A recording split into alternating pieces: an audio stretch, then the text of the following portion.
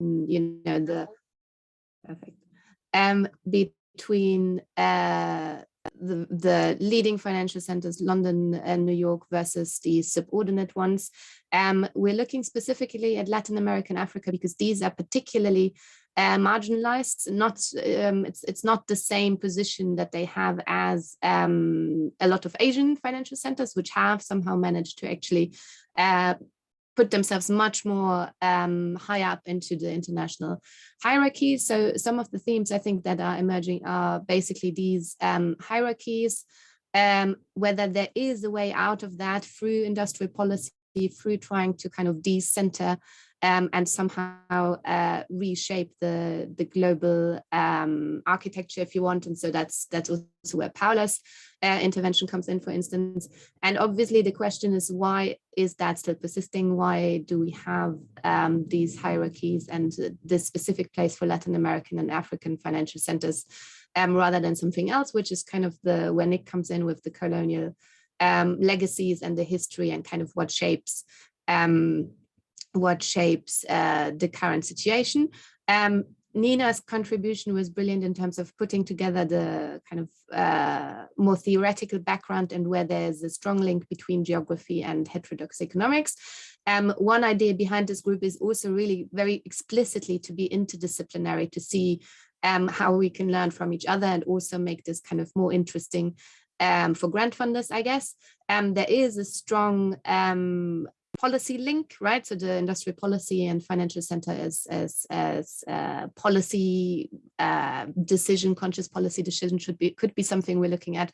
And like my recent work looks much more also at what the differences are amongst world regions. So what abstracting from the broad global south, what can we actually see how specific regions are integrated into the global system in terms of their functions, what place do they have, what differences are there. So for and there Latin America and Africa have a lot of similarities in terms of the extractivism, but I would say there are probably still very strong differences, because Africa, I would think, is in terms of hierarchies well, once again further behind and much potentially even more marginalized.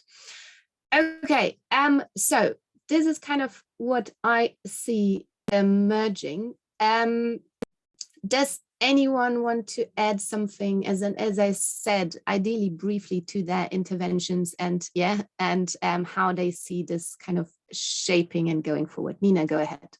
Yeah, I have a couple of thoughts. I have one procedural one. Is anybody taking notes? Just so that if we have good ideas and if you do want to make a funding application, it's probably quite good to have some notes on. Yeah. So we do have this recording. Esteban, sorry, can I ask you? Okay. Because yes, you are. Can we can still access it after the workshop, right? Or what's when will it disappear? How long would you know? I think it's between 5 p.m. until 8 in the night that recorders will be available. Everything is being recorded to the cloud, so there will be the videos there. But if you go to the program webpage, you will find that I think it's between 5 in the afternoon until 8 at night. But then will it stay there? Can we access it next week, or is it gone? I think it's gone, but I'll just confirm that right now, and I will let you know. And could you double check if we somehow personally, because me as convener, for instance, if I could somehow extract it and just keep it for myself? Okay, I will ask. Don't worry, I will ask. Thank you. Okay, for now, that's a good point. Let's all try to take some notes. Yeah. Okay. Cool. Right, so that was just a procedural question, but I'm happy to continue with a few thoughts if if you want to. Yeah. So first of all, I want to say this is great. So I think this is a really great idea and a great project, and I think it has a lot of potential, both I think in terms of its policy relevance, but I think also in terms of its interdisciplinary outreach, etc., etc. So I think there is a lot to be done. So just to say that, and yeah, so I'm personally very keen to be involved. Oh, sorry. I need to, the boiler people, just one moment, maybe it's just 1 second. I don't know what they're calling now. All right, that's fine. Okay, what about, let's go on. Well, let's see how long Nina needs. If it's just very brief, then let's wait for her. Otherwise, we can ask someone else to jump in, and we come back to Nina in a second. Does that look like she's okay? That might look like she's done. Okay, perfect, good. Yeah, I told him I will call him back. Sorry for that. So then I have a few comments and then a question. I'll maybe start with the question. Eva, do you know, because given that Darius is involved in here, Darius is, if I remember correctly, did a project on financial centers in Latin America with Stefanos Ioannou. Do you know anything about that? And do you know anything about the outcome? So I think it'd be interesting to know, because I the only reason I know about this is because Stefanos, of course, was here at Leeds, and then they went to South America. So he asked me for interview contacts. So I think if we are doing something with that, where the Darius is involved, I think it'd be interesting we need to know. build on that.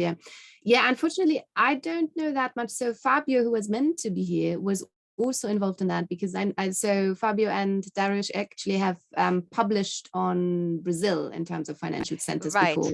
I need to, but so yeah, I was hoping Fabio could give us some insight into that. And he actually emailed oh wait, let's see, maybe he can't access. Okay, so he's actually trying to access the room. Well, yeah, so hopefully he will join, but otherwise the short answer, I don't know the details, no. Because I think it might be worth finding out what they've done, just to make sure we're not kind of reinventing the wheel. Yeah, and then so my other thoughts, I think in terms of also thinking in terms of the funding proposal, just to throw a few things out. And first of all, I loved all the contributions, and I'm a big fan of Nick's work. And hi, Nick, for the first time in like face to face, not just reading your papers. Same here, actually. Yeah, I'm reading them, a lot of it.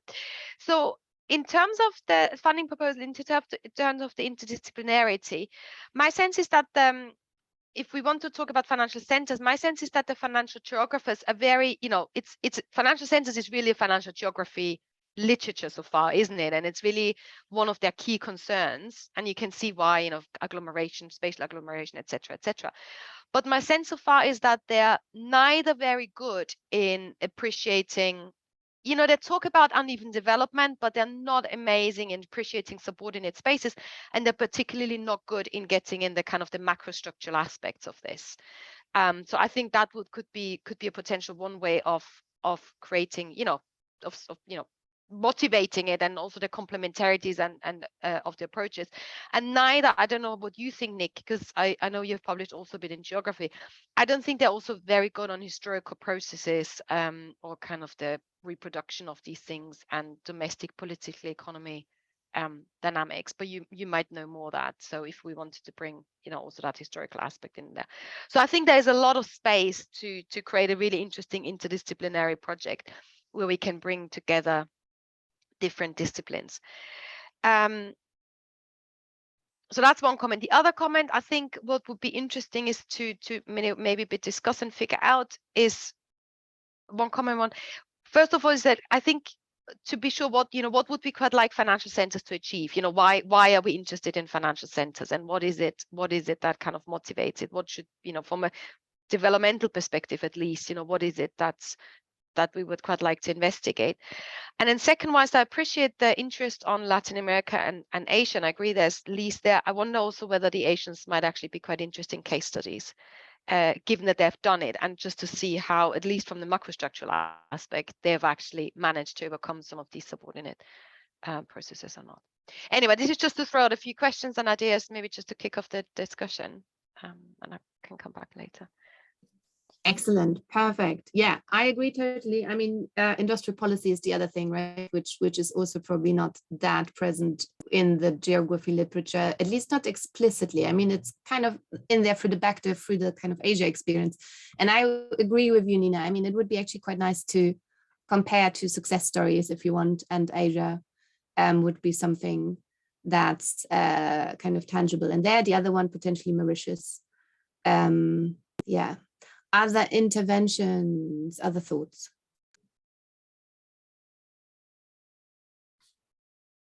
Yeah, go ahead, Paula.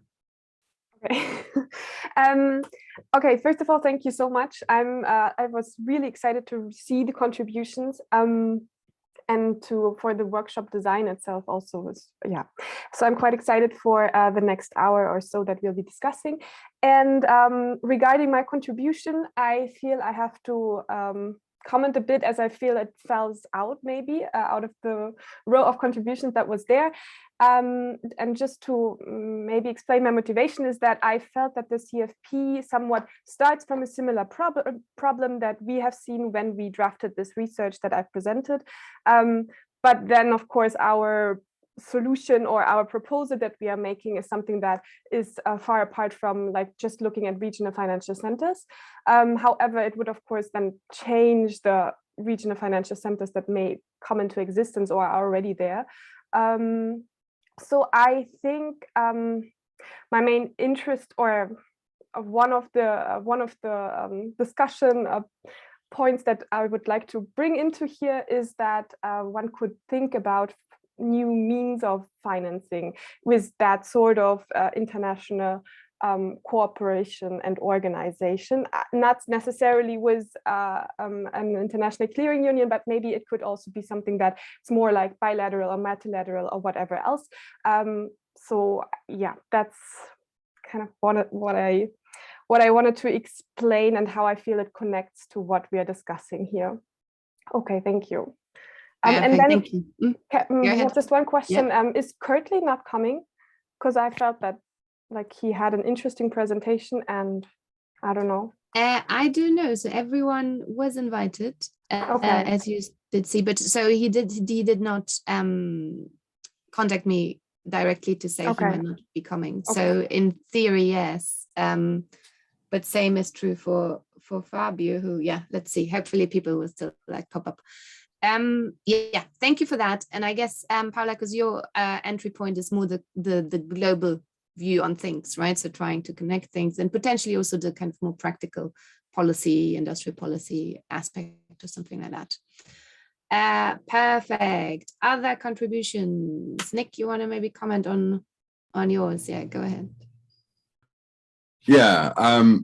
So I'm going to say this quickly with the caveat that I was going to use the break to watch the other presentations. So I have only seen my own, and obviously what's been said so far. Yeah, I guess a couple of things on just the sort of scope of project kind of question. I would have counted Mauritius as an African financial center, I guess. I mean, you know, if you think about even just hubs for investment into it's a big one, right? Totally, yeah. And it's the success story, right? Which is unusual for Africa. Yeah, I mean, there's a big question mark around what success story with it, but yeah, it's and whether the Mauritius success story is at least in part based on undermining development elsewhere, but yeah, it's an important one. But yeah, quite what region it falls in, I guess, is maybe a question mark. I wonder about Asia too, just because, I mean, there's obviously, you can point to places like Hong Kong and Singapore, which are, you know, sort of globally important financial centers. But then I think if you kind of poke into other countries and get some sort of so you know, something like Manila and Kuala Lumpur and all of that are sort of, you know, nationally important financial centers in some cases. You know, with Manila, so the Asian Development Bank is based there, right? And so there is, I mean, I think you would find subordinated financial centers in East Asia or Southeast Asia, even though, you know, they're not far from Hong Kong or Singapore, right? So I wonder whether the sort of some parts of Asia might fit the scope if the emphasis is on sort of subordination rather than yeah, specifically Africa or Latin America. So that was just a thought there. Yeah, and I guess the other thing, and this probably ties into a lot of what I would have talked about, is that the other thing that's kind of gone missing, I think, when you talk about financial centers is very much sort of politics and power. I mean, I think beyond the sort of financial geography, there's also this sort of older, like, Arrighi and Braudel kind of history around this stuff. It gets picked up a little bit by, you know, like Eric Kleiner and Randall Germain and those sort of IPE people in the 1990s as well. And that's certainly amongst IPE people very much like kind of dropped off the agenda a little bit. And has been taken up quite a bit by the sort of financial geographers, but there's a lot of stuff that's much more about like agglomeration and those kind of like mapping network type questions, which are really interesting and descriptively rich a lot of the time, but are sometimes maybe missing those, power questions that talking about subordination gets us at, I think really nicely. How you do that in a way that's going to like appeal to a funder depends on the funder and all sorts of other caveats, but that seems to me an entry point that's really interesting and important here, is the sort of, subordination angle possibly, and then the sort of power dimensions that come with that. Perfect. Thank you. Yeah. So I guess, I mean, to some extent, the idea behind the focus just on Latin America and Africa was the extreme kind of uneven development position, if you want. But yeah, I agree. It would actually be good to include Asia, given also these networks, as you say, Mauritius actually links very much up with the rest, but then at the same time undermines Johannesburg, right? So it is very squarely kind of seen as an African financial center. I guess to some extent, it depends on the research question that we want to focus on, but I think there is something crystallizing, right? Because some regions we probably won't be able to cover, right? So we haven't spoken about the Middle East, and particularly in terms of Islamic finance and banking, that's quite big, but they're trying to kind of, find a niche there as well. Fabio has joined us. Hi, Fabio, can you hear us? Hi, yes. Hi, good morning for everyone. Good to see you. Hiya. Good to see you too. I'm really sorry I was unable to prepare my things, my paper and my video, but as I told Eva, I'm absolutely interested to join the group and to contribute to any project or anything that we could work on. So good morning for everyone, and yes. Perfect, thanks. Yeah, thanks for joining. I mean, one concrete question for you would be, maybe could you give us kind of a bit of an overview of your work with Darius? So what have you kind of addressed and covered in terms of, because you worked on Brazil specifically, but I don't know whether you looked a bit more broadly at Latin America. And so maybe you can, since you're also a geographer, you can give us a bit of an overview of what has been done, so what's there, and what we can kind of build on going forward. Because just to give you kind of a short summary so far, we're kind of thinking of, the interdisciplinarity being a strong selling point potentially for a research agenda. And our feeling is that the geography literature could be supplemented very well in terms of more macro consideration, potentially a bit more historical considerations, also bringing in a bit more the politics and power and the industrial policy angle. And at the moment, we've been talking also of mainly focusing on Latin America, Africa, and maybe a comparison with Asia, and all of that obviously in the global context. Okay, so what we did, Darius and I, we tried to make some kind of new interpretation of the Brazilian urban network, focusing on financial variables like where are the main headquarters from Brazilian banks, where are the main headquarters from the Brazilian insurance companies, and where are the headquarters from the accountancy firms in Brazil. And so this is what we did. So I think that there's a lot of data that we took on that opportunity, and that we worked on it. and I'm sure that they will be very. I'm sure I'm willing to work again on these things and to update everything to try to show to try to show what is going on in Brazil in terms of our financial centers. But I'm also positive. I'm also willing to try to make the same thing that we did at the opportunity to at least to the other Brazil to the other Latin America countries. So what I would the first first time to propose is to use that kind of methodology that we prepared for that paper, and then to try to use it in a more broad sense for the whole Latin America continent.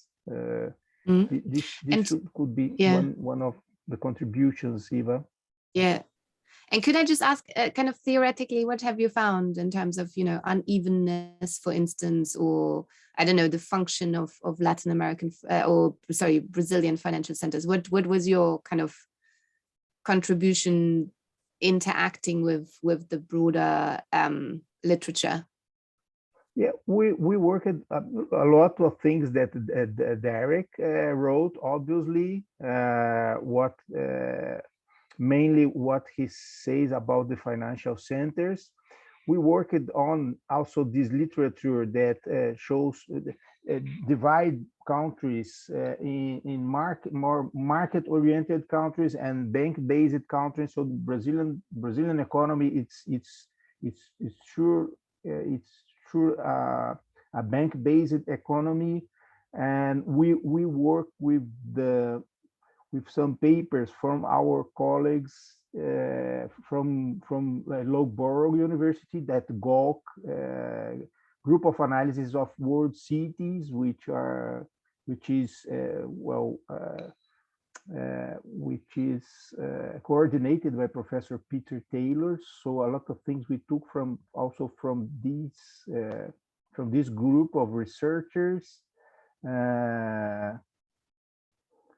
So that's it, what I remember for now, Eva. Okay, perfect. Yeah, any other comments, things to add so far? Because I guess what we're trying to, sorry, go ahead, Nina. Yeah, just 3 points, maybe following up on some of the interventions. I think the first one, picking up on also something that Nick said, I think we probably need to think what we mean with a successful financial center, because actually having a financial center is probably really pretty bad for the rest of the economy. So we really need to think through, what's our where do we want to get to. Then related to that, I think we might need to think in terms of this is all further down the line in terms of case studies, because I do think it matters whether you have a Singapore, a Hong Kong, or a Brazil, where, you have so much more going on in Brazil, and some, also some demand on an industrial strategy, etc., etc. And it makes a massive difference whether for assessing that as well. And I think the third one, and that's something I forgot to mention before, also picking up on your expertise and your recent work, Eva, I think variegation is, of course, a big issue in economic geography, and that could be another potential contribution. I don't know whether your work on variegation overlaps with the economic geographers, or you bring in some other aspects with which the economic geographers don't consider that much. I know you've worked with the growth model literature and comparative political economy literature, so it could be another angle to, if we're thinking about an interdisciplinary project. Yeah, perfect. Thank you. That's a good point. Yeah. So actually, to some extent, I'm very much, at least more and more lately, concerned with trying to explain variegation, and have actually a recent contribution, which isn't quite out yet, with Bruno Bonizzi, where we try to put together a framework how to make sense of variegation, trying to kind of find the potential aspects and categories to look at to explain that. Absolutely. anything else? Because I guess, there are two questions, right? Obviously, all of this is incredibly interesting, and we could definitely do a nice research project out of that. If we want to kind of steer it towards a grant application, it has to be, as Nick also mentioned, interesting to a funder, which then, puts into place all kinds of other demands. Does anyone want to say something at this point? Because otherwise I can just give you a very quick overview of what's out there at the moment in terms of potential funders. And obviously, we don't have to jump to that. We could just develop it a bit more in terms of some steps in between. But Nick, did you want to say something? Yeah. Yeah, half-formed thought. But one of the sort of cross-cutting themes that seems to be coming out of a lot of this is about sort of scale in one way or another. So I think that there's some interesting comments here about how these things sort of work at so Fabio was just sort of talking about it at that sort of like urban scale and sort of restructuring of financial centers themselves. I think there's something here about how that sort of maps on to both uneven development, whatever you want to call it, in a national context. So, I mean, we're nominally doing this from London, right? And the successful financial center is not good for the rest of the country line. You feel very intensely living in England, I think. But well, especially the further north you go. If you're living in London, you probably don't feel it as intensely as if you're anywhere else. Sorry, yeah. No, that's yeah. There's that sort of like national uneven development question, and then I think we're also sort of in lots of contributions thinking about that sort of global macro context. So I think there's possibly, and this maybe speaks nicely actually to sort of bridging to geographical type of stuff with sort of political economy or but yeah, that sort of question of how those processes of uneven development play out across scales. Probably a less clunky way of putting that, but that seems to me like, we're trying to map this out in a very multi-scalar kind of way is potentially something really useful to do with lots of development implications, but also like a thread, I think, of a lot of the stuff that's been said.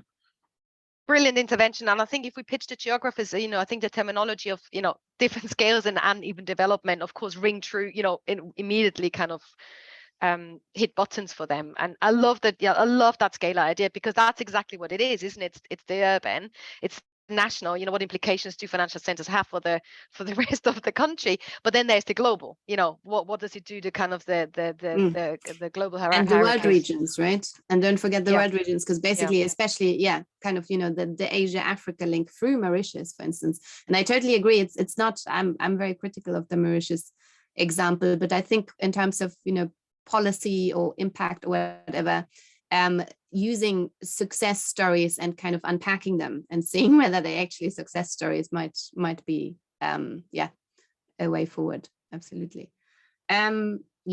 Definitely scales. Any other comments so far, or shall I just mention briefly what potential funders are there? Okay, so unfortunately, I mean, as funding across the board has been cut quite substantially, I think.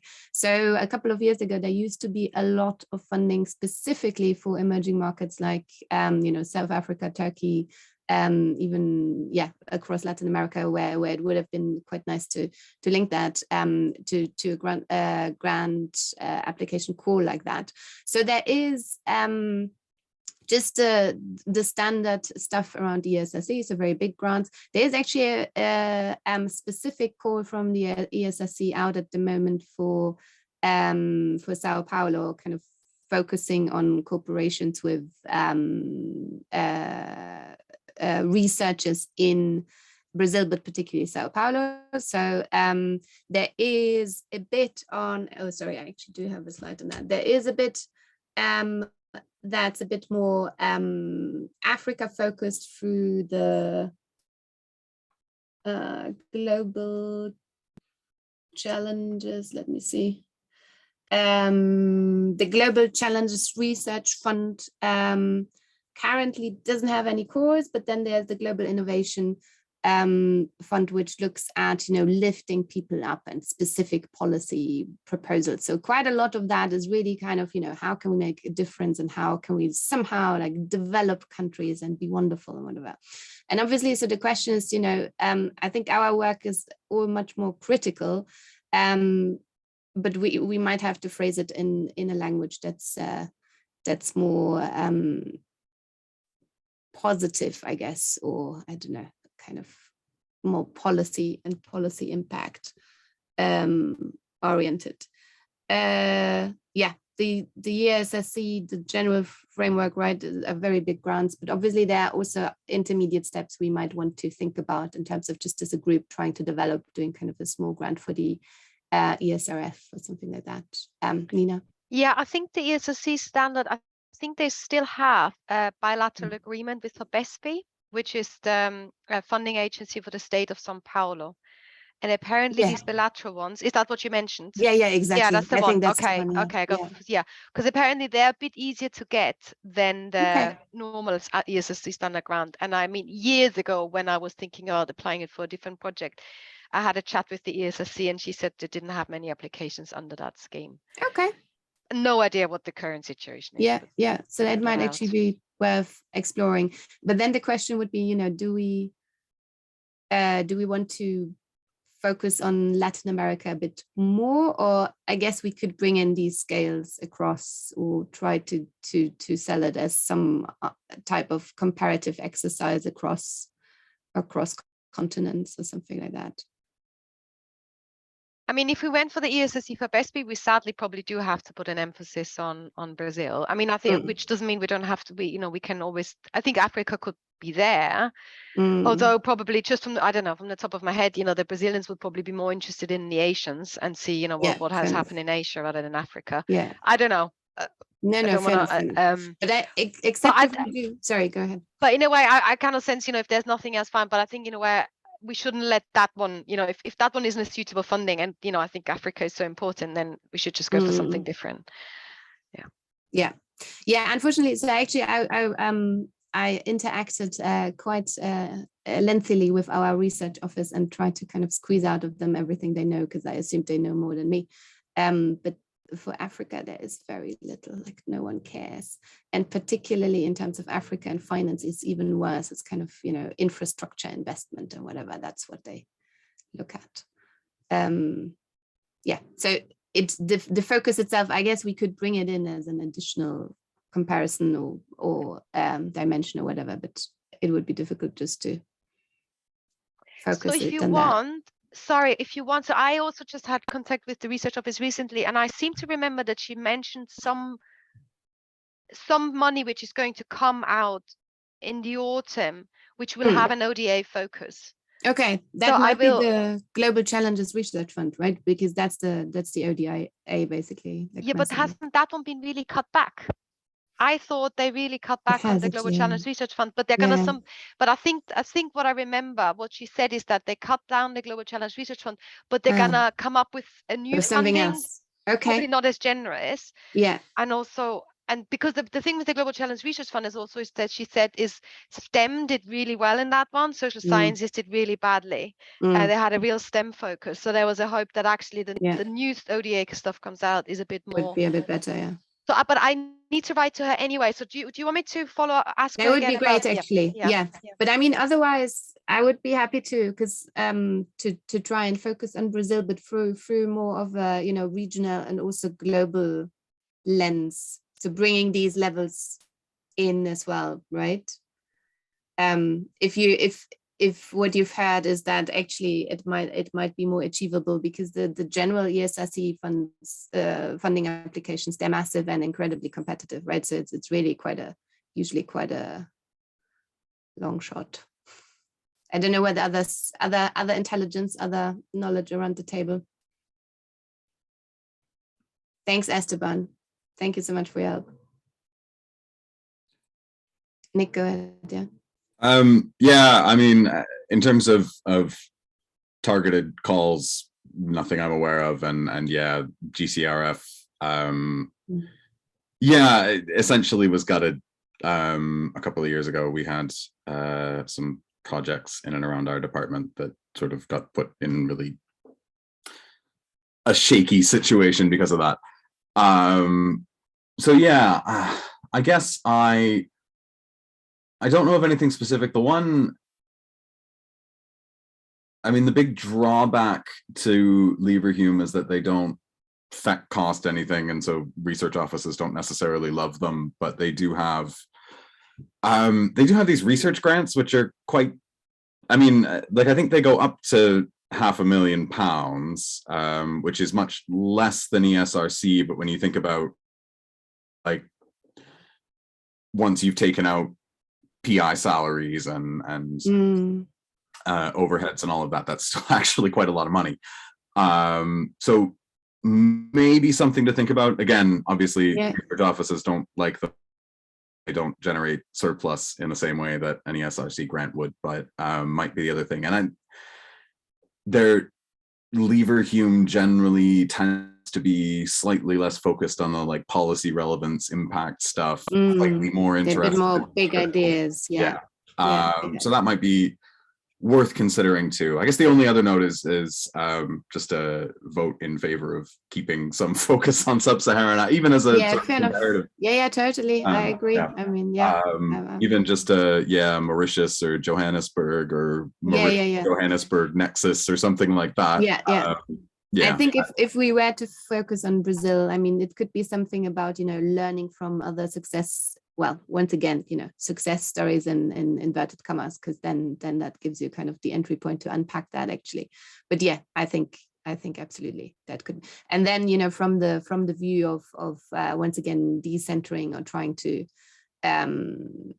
reshape the existing dominance in terms of global financial centers as they exist. I guess Sao Paulo could be kind of a hook if we want, right? Because that's currently out, and it's continuously out, actually, that grant call, and that's basically 350,000 to £1 million pounds, which they fund.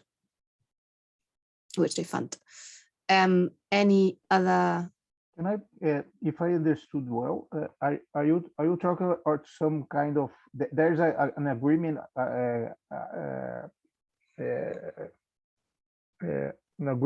academic agreement thing with FAPESP and some British authority? DSA, yeah. Is this? I will put it on the chat. Is this that you were talking about, this bid for? Let me see.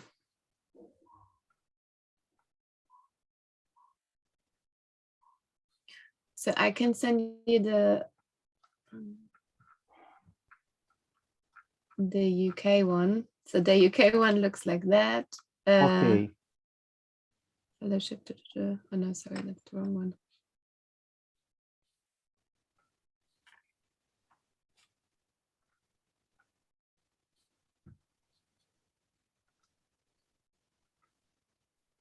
Just to mention, I think the other thing with the FAPESP one is, I don't know what it is, but I think again, I'm not 100% sure, but I think we might have to have academics who are actually based in Sao Paulo.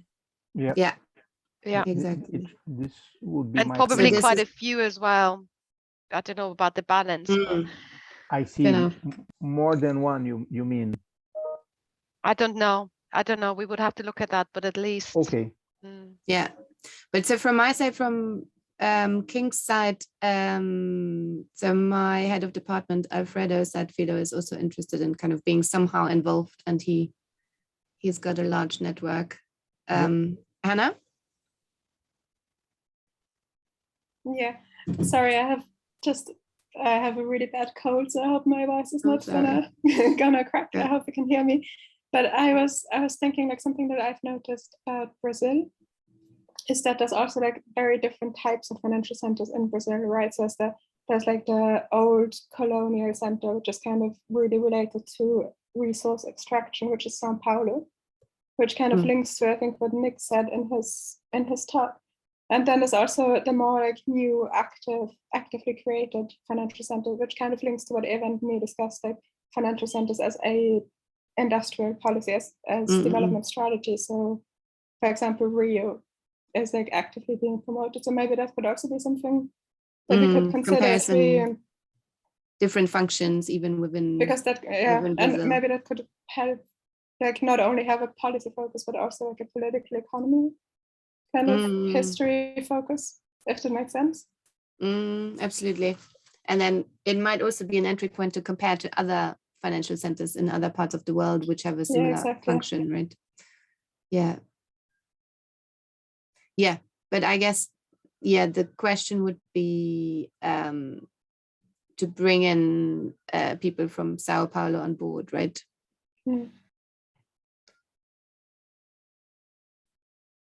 Yeah. Okay. Any other thoughts? Because the last thing we kind of should tackle and discuss is how to take what we just discussed today forward, and like what the next steps would be in terms of how we want to discuss that. Because we have some kind of broad research questions transpiring. Do we want to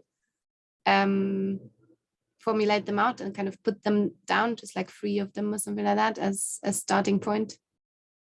Or what do people feel? Or do we need to reconvene in some other way? Have some time to think about it.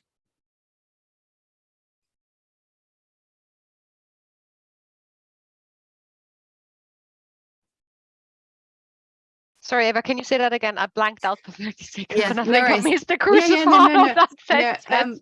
The question would be, how are we, where are we going from here? Do we want in this session to try and like put down on paper, because we've got stuff emerging, if you want. Do we want to put down 3 research questions that we think are floating around here in the room, but do we want to actually, formulate them out to have them on paper so that not all of us go away kind of having a different impression of what we actually discussed?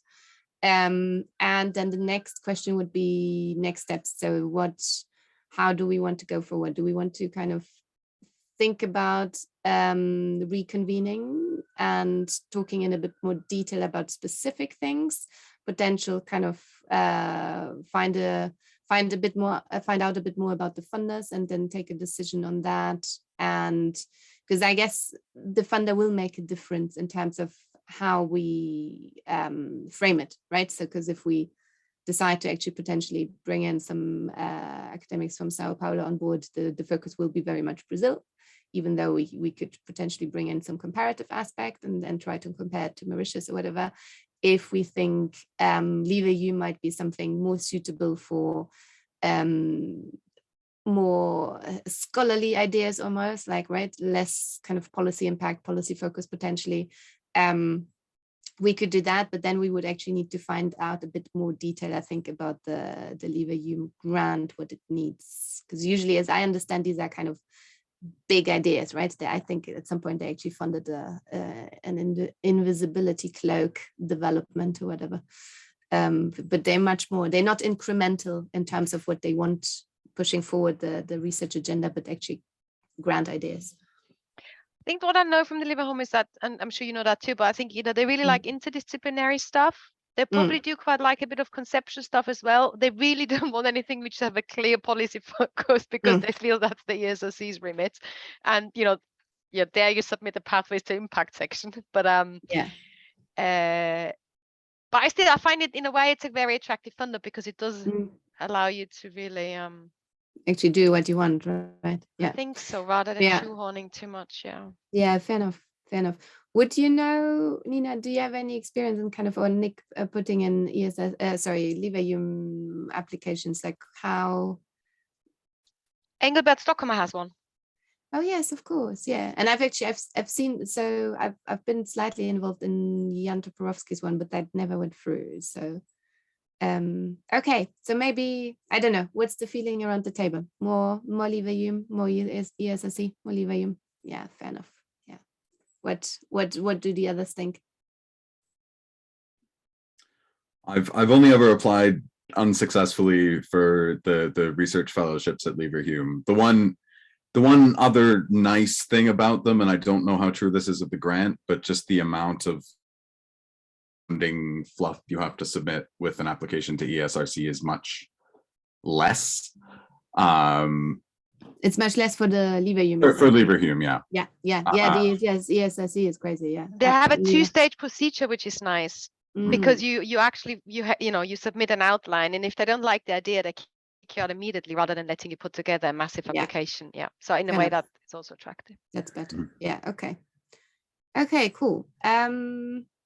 Okay. What do we think? Do we want to try and Leverhulme generally? Okay, that would give us also a bit more freedom. Do we want to try and put down like the broad research questions we've identified so far? Can I just ask a question really quickly? Like, would you want to focus only on Leverhulme, or would you like try to recycle? Like, is that even? Sorry, I don't know anything about funding applications because, I haven't been doing this for long. But is it possible to like do 2 different applications and like kind of orient one more towards policy and one more towards like more academic research? Or is that not something that people would want in to theory do? I mean, it depends on what others think, but my gut feel usually is, it's easy to recycle stuff. Usually it's so much work that you probably don't want to do 2 in parallel, except if people disagree. But I think focusing on one, and then if it doesn't work, try to recycle it for something different might work. Nick? Yeah, I tend to agree with that. Leverhulme is less work, but not trivial. The one advantage I think possibly to ESRC is that there's a bit more scope for like large numbers of collaborators and work packages and things like that, where you could have a decent number of investigators. I think Leverhulme, even the grants tend to be slightly more small teams, but anyways, I think either way, a couple of research questions and then probably some kind of follow-up meeting seem like good steps from my perspective. Yeah, and then what I can do meanwhile, I can actually check with Engelbert and also our research office, because Engelbert alerted me lately to we've got all that might be the same in your institutions, all the successful grants you can actually have a look at, just to have an example. Cool. The one other thing I'll say is I can't speak for anybody else, but Warwick has a few decent sized pots of money for sort of seed work if you've got some large application that you want to put together. So they have a few places where there's possible money for workshops, but also like preliminary research and stuff. So that may be worth I mean, a few thousand or low 5 figures is not impossible. Yeah, I think it's similar at KCL actually, that you can even, I think it's specifically to kind of employ research assistants to help with the paperwork and putting everything. Yeah, we've got a couple of more sort of general purpose, like if you want to have project meetings and even do some like scoping field work, there's some possibility that can be helpful. Excellent. Okay, so maybe workshop at your institution and going forward, Nick, at some point. It would have to be at Warwick, which is unfortunate because it's Warwick, and yeah, you'd be in the campus hotel, and that's not particularly great. But it's very corporate. There are things on the walls telling you that impossible is nothing, and like groups of executives from Jaguar Land Rover. Yeah, I'm afraid all of the universities are. All of them are moving to that, right? Like, But there's cool. Yeah, that sounds great. Okay. Shall we? Yeah. So what are we putting down as research questions? Nina, you had a very specific one in your talk. I mean, I really like Nick's framing about like the relationship with financial centers and uneven development at different scales, because I think that really allows us to encapsulate a lot of what has been discussed. And I think I find it really attractive because it does, just to repeat, I think it does, the urban is really interesting, the national, because that brings in industrial policy, which you mentioned, Eva, the regional, so the kind of the national regional, which brings in the variegation, and then the global, which of course brings in my concerns about, financial and monetary subordination. So in a way, I think that broad framing would allow us to ask a lot of these questions. And I don't know how to feel, but I really like Nick's suggestion. Yeah. Obviously I like my own suggestion, but yeah, I mean, I think working in the sort of bit from the workshop title about just and sustainable trend, or so why these kinds of processes matter for however we want to put that sustainable development sort of going forward, and what sort of, which I think also again sort of ties in the industrial policy stuff nicely. I think would be nice, one way or another, like, these sort of multi-scalar processes of uneven development, but also why they matter. Yeah. Okay, anything else? Because I mean, what we can do is we can use the blurb for the workshop as starting point to kind of start editing some document together, right? Just putting in additional kind of ideas. And I agree that the different scales, because it's very classical, like uneven development, right? The reproduction of global patterns on regional and then kind of urban and sub-regional levels or whatever. Yeah.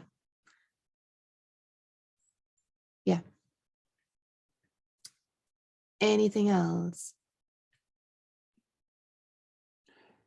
Yeah, maybe just a thought about provisional cases or yes.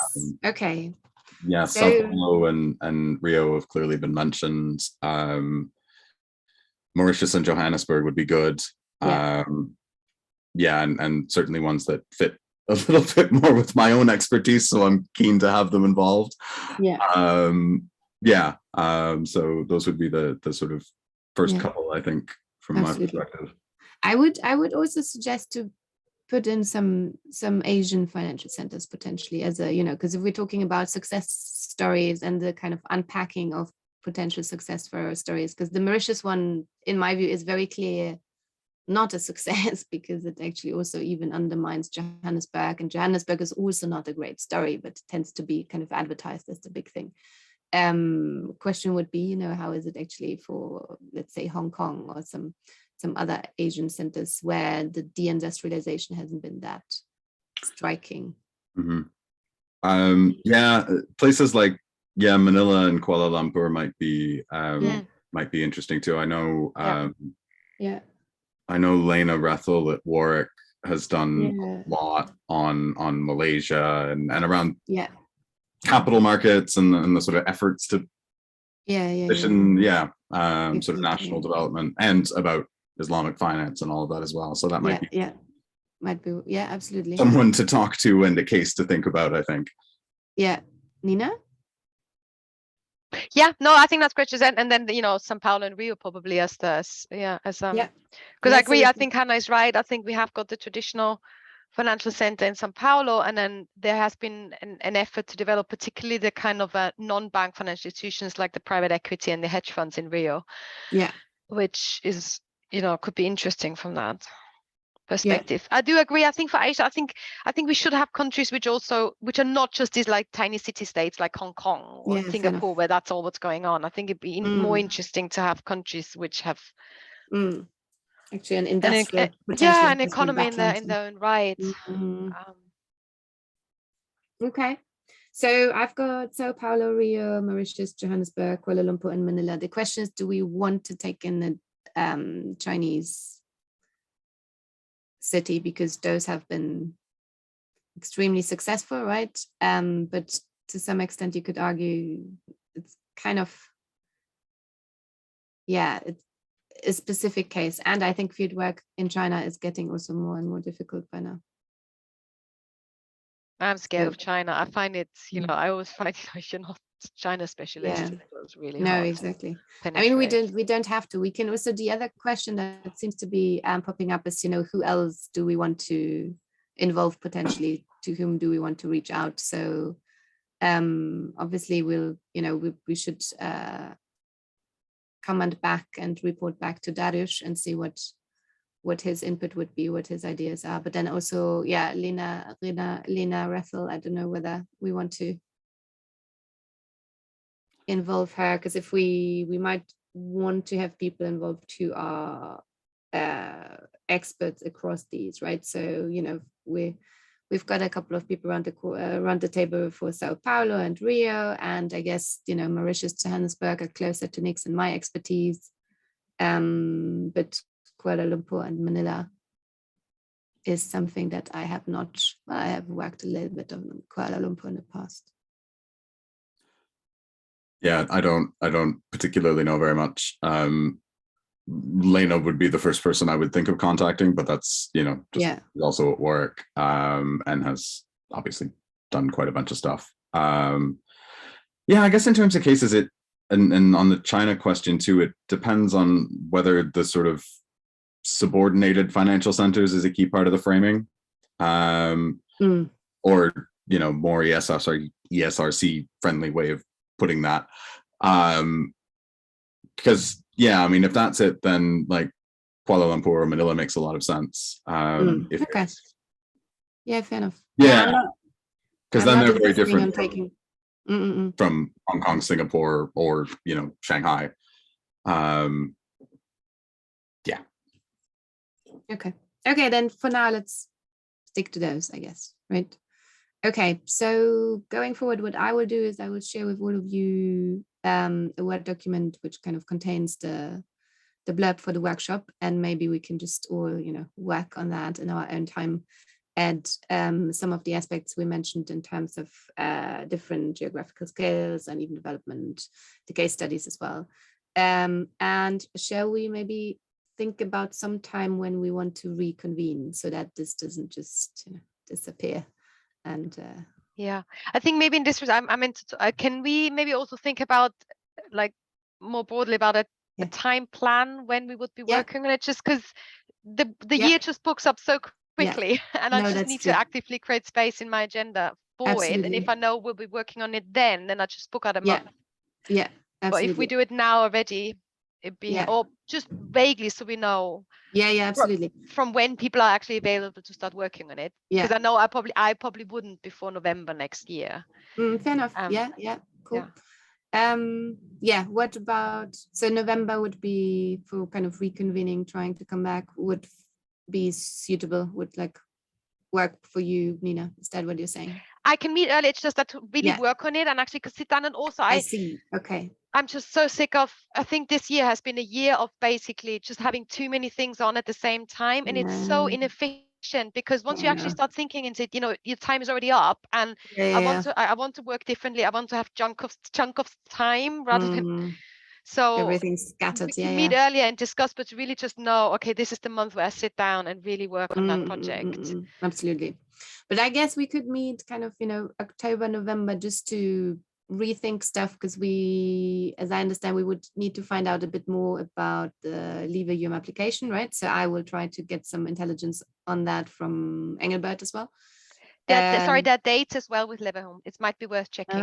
It's either for the outline or for the final stage. There are dates. So just to make sure one, I can't remember which. Reset project. Let me just quickly check. So maximum 500,000. I think that's the one. How to apply. Outline application. I'm just trying to see here whether there is a deadline. There are no deadlines, it says, for the outline applications. Are welcome at any time. Yeah, but then for the final one, there are deadlines. So if you let me see. So and then they need 2 or 3 months. So the outline needs to come. Do you know what I mean? So I think we need to then probably work backwards, or we just send the outline when we've got it, if we're not under time pressure, and then just let it happen. No, but so they say you can hand that in whenever. It takes 3 months for them to come back to you. And then basically, see key dates box. Where is the key dates box?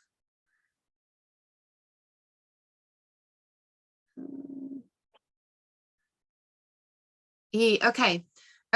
Outline detailed applications. So closing dates 21st of March, 1st of September, 1st of December.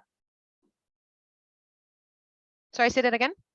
21st of March, 1st of September, 1st of December. So that's for the final. For the final, yeah. Yeah. So for the outline, there are no deadlines. Successful applicants are invited to submit a detailed application, and then the detailed applications 21st March, 1st September, 1st December. So personally, I mean, 21st of March, that's bang in teaching term. That's not a good one to go for, I would suggest. But it takes 3 months between submitting the outline and until they let you know. I don't know how people feel. Shall we 1st of December next year? Is that doable? So that would mean we would need to have some time. So I guess we would have to submit something outline wise by March at the latest, right? Because if they need 3 months, they would tell us in June, then we would have half a year. Yeah. Yeah. So 1st of March as our deadline.